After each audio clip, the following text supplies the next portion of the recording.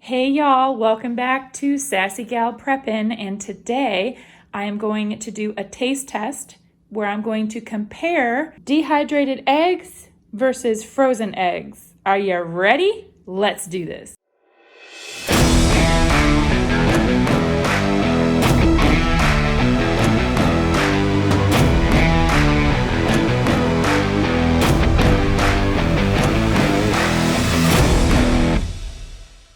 Okay, in my last video, I showed you how to dehydrate eggs. This is what they look like stored in the jar. These are just airtight container in my pantry. So I'm going to reconstitute them, and then we're going to scramble it up. And I also have the eggs that I had frozen. So they're raw eggs. I scrambled them, poured them in this bag, and then I froze them flat. Okay, and so then I just thawed it out this morning. And so we're gonna put this in the pan, cook this up, and then we're gonna mix these up, scramble those up, and then we're gonna do a taste test and see how they taste. Wish me luck. To reconstitute these eggs, we just need 1 tablespoon of dried eggs and 2 tablespoons of water, and then let it sit for a few minutes. Okay, I got my water in here, and we're going to mix it up. It looks kind of grainy. It kind of reminds me of breadcrumbs or like cornmeal. Still looks kind of grainy. I wonder if I should get a blender. I should mention that what I'm going to do is just take my scissors and snip off this corner of the bag and then squeeze the eggs into the pan, because it's always harder to get things out trying to pour it through the Ziploc top. So we're going to just squeeze this out like it's frosting right into the pan. And here we go. They smell like eggs. They look like eggs. They're cooking up like eggs. And I'm cooking my eggs in butter. I like to melt butter in the pan and do a soft scramble on my eggs. All right, I had to get me a piece of toast just in case I needed to chase this down, but here we go.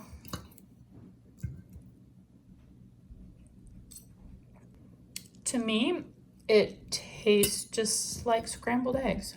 I don't taste anything different. The consistency is the same.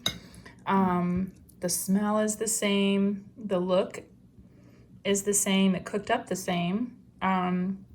So storage tip number 1, freezer eggs are good. If you scramble them first and then pour them in the baggies, then I think you'll be okay. We're gonna move on and get ready to cook the dehydrated egg.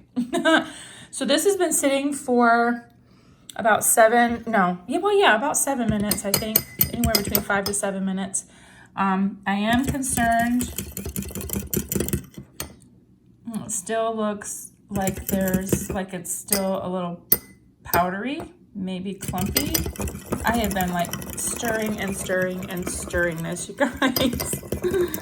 And then I just let it sit, and it still looks like it's kind of powdery. So we're gonna plop it in the pan and see what it does. All right, here we go. I have butter in the pan. Pan's hot. You can see the butter kind of bubbling up, and so here we go.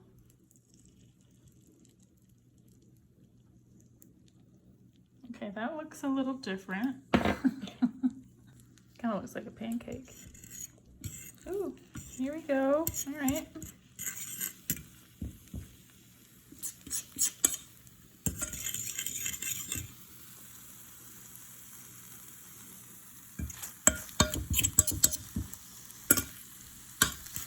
So far it looks pretty good.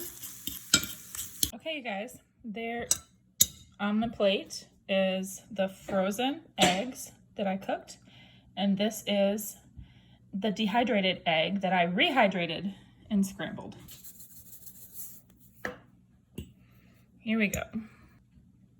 What do you guys think? This looks just like the other eggs. You can see a little difference in color. Oh my gosh. It does not taste grainy at all. I was concerned because when I looked at the mix, there was like, it seemed like it was still grainy.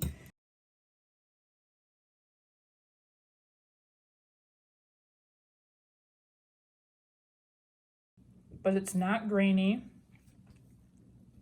Maybe cooking it in butter helps because butter makes everything better. It's not as soft as these, but then again, this was a soft scramble. I did a little more hard scramble on that.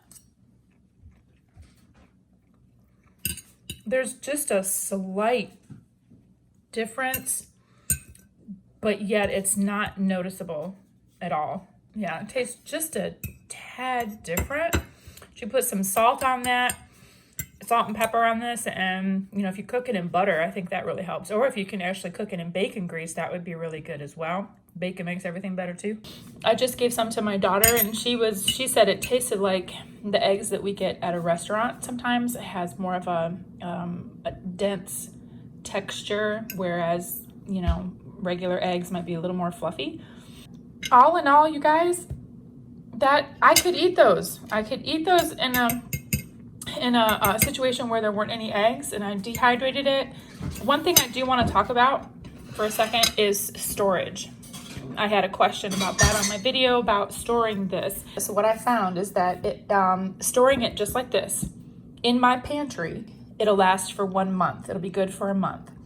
If I put this in my refrigerator, it will last up to a year in the fridge. Now, when I take out the oxygen, I put an oxygen absorber in there, or I use my vacuum sealer attachment, I can get 5 to 10 years in an oxygen-free environment, plus being stored in a cool, dark place, being probably my basement or root cellar. You could probably put it in your refrigerator that long. I don't have space to store extra stuff, especially if it's going to be in, you know, I'm going to be doing this more often.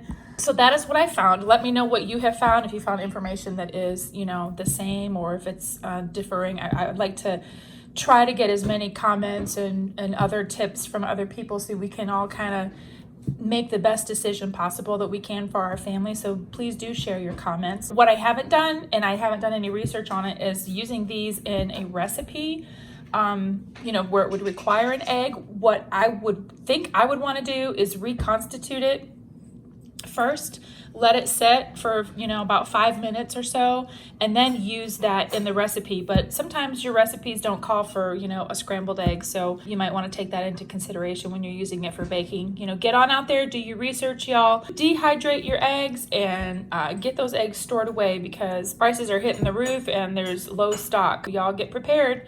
Thanks for tuning in, and I will catch you in the next video.